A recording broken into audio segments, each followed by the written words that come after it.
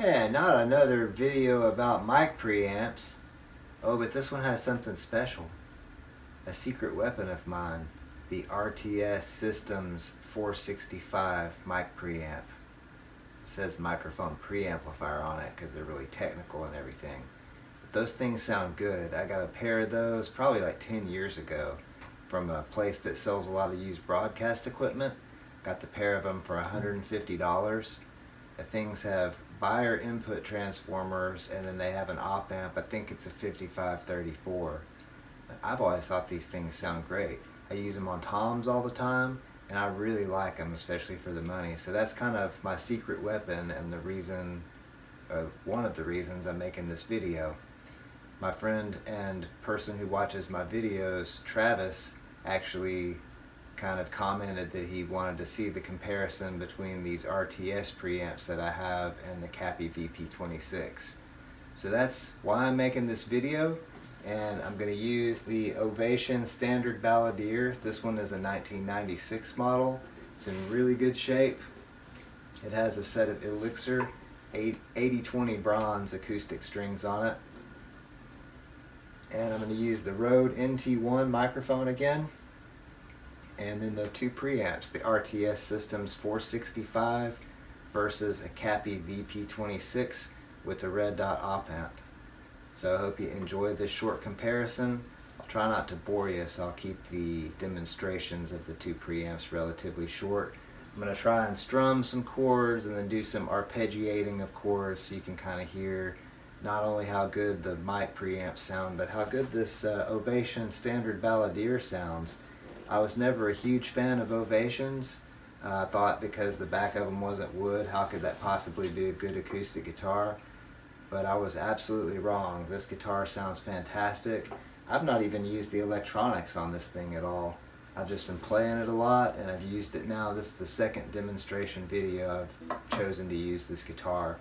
So I really like this thing, and I really like both of these preamps. So I hope you enjoy this comparison.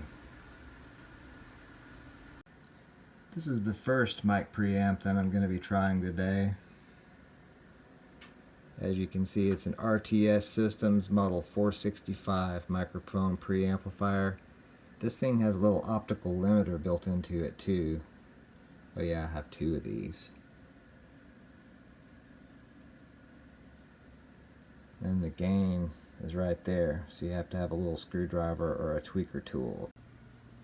Okay, here's the back of the RTS preamp. This is actually the number 2 channel because there's not as many cables in the way.